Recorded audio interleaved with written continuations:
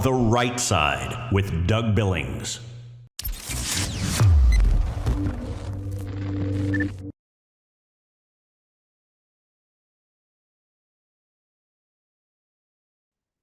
Hi, everybody. Welcome to the set of The Right Side. I'm Doug Billings. Hey, President Trump is the leader of the Republican Party, folks. And as such, it's expected that he would chime in and give his opinion, his critiques, and his judgment about who the Speaker of the House should be, who he supports, who he doesn't support, etc. It's normal. Every president has done that. Every leader of the political party system in America has done that. And that support can be based on multiple factors, whether or not the candidate supported President Trump in his run for the presidency, whether or not said candidates are true American conservatives, whether or not said candidates are true Make America Great Again candidates, and so forth and so on. So the radical left, because they fear Trump so much, are having conniption fits that Trump has his fingerprints all over the selection process of the Speaker of the House, which, of course, has a majority of Republicans running it. I like it. I mean, I rather enjoy watching liberals have meltdowns over all of this, about anything for that matter. But, folks, this is the way it has always been.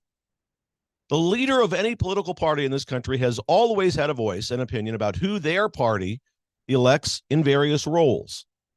And the way that this process played out, ladies and gentlemen, in the House of the Representatives, the debate and the discussion, that process, it's always been intended to be done within that chamber, just as we've seen it. You have all sorts of people out there, even people on our own side who just don't understand the process. They're clamoring about chaos. Doug, this is terrible. The House of Representatives is in chaos. They've got to get their act together. How embarrassing. And now that we can look back with the advantage of some degree of hindsight, ladies and gentlemen, I want to gently remind those people on the conservative side especially that all is well. All is well, folks. This is played out by design, put forth by the founders, and it's been allowed to voice the American people's voices. We've seen the American voice, the people's voice, rise up. And the House of Representatives, in that chamber especially, is where we see the voices of the American people. And to the untrained eye, it can look chaotic and it can look crazy, but it's not. There's a purpose and a reason behind the passion and the debate that you see. It was a good thing that the speakership of Kevin McCarthy was vacated. It was a good thing that 8 brave America First MAGA conservatives came forth to make that happen. It was a good thing that there was a robust debate, lots of discussion, and multiple candidates to be considered for the speakership. It makes no sense to rush to such an important process. It makes no sense to settle on the first candidate that comes our way. The House of Representatives, my friends, is where more than any other place, the voice of the people is heard amongst the elected class. So what we witnessed over the last several weeks was our voices, sometimes clamoring, sometimes yelling, sometimes begging, sometimes arguing, sometimes conceding, and sometimes compromising. But it was our voice that we witnessed. Now, I want to tell you a few important things about Mike Johnson, just very quickly. First of all, he's the vice chairman of the Republican Conference, and he opposed the certification of the 2020 election. Number 2, he's against giving any further aid to Ukraine. Number 3, he believes that every human baby has the right to live his or her life.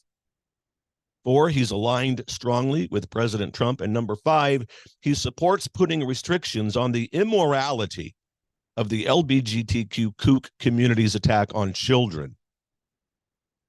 Let me introduce to you Mike Johnson via a video clip of him speaking in committee. It's a short clip, about 4 minutes long. Take a look. Thank you for yielding, Ms. Tiffany. Look, I just want to point out, again, what Justice Alito said so well, articulated so well in the Dobbs opinion. He said it is an inescapable conclusion that the right to abortion is not deeply rooted in the nation's history and traditions. On the contrary, he points out an unbroken tradition of prohibiting abortion on pain of criminal punishment persisted from the earliest days of the common law until Roe in 1973. The fact is that prior to Roe, our laws in this country did respect and protect the sanctity of human life, and the reason is why. It goes back to our nation's birth certificate, the Declaration of Independence. And this can't be said too often because it is a simple and profound and important truth, because it helps define who we are as a country. In our nation's birth certificate, the famous language in the second paragraph is that we hold these truths to be self-evident. It's a self-evident truth that all men are created equal, not born equal, but created equal by God, by our Creator, and that He is the one that gives us our inalienable rights, and among these, the rights to life, obviously. Liberty and the pursuit of happiness, life is listed first. Listen, the founders, the ones who put this country together, recognized that life was sacred because it is given to us by our Creator, by God. And they recognize that we are indeed made in that Creator's image. We're made in God's image. And because of that, every single human person has inestimable dignity and value. And your value is not related in any way to the color of your skin or where you went to school, what zip code you live in, what you do for a living, how good looking you are. None of that is relevant. Your value is inherent because it is given to you by your Creator. He's the one that gives us our rights. That first right is the right to life. If you don't have the right to life, you can't pursue liberty. You can't pursue happiness. You can't exercise your freedom if you're not here. And so it's a simple, self-evident truth that the country was built upon. And that's why our nation and its laws respected this under our constitutional tradition until Roe was hoisted upon the people by a majority of the court. Finally, that egregious error has been overturned. And by the way, no one said it yet, but about 63 million American children were aborted since 1973, January 22nd of 1973, when Roe became the law of the land. It's a profound tragedy. It has impacts on all aspects of public policy and everything about our culture and all that we know. I mean, we have an aging population here. We don't have able-bodied workers, enough of them in the economy to support our programs, Social Security and Medicare, for example. They're all scheduled to go bankrupt in less than 10 years, some of them. Why? Because we don't have enough people paying into the system to support those programs. And why is that? Because 63 million of them were aborted. They're not here.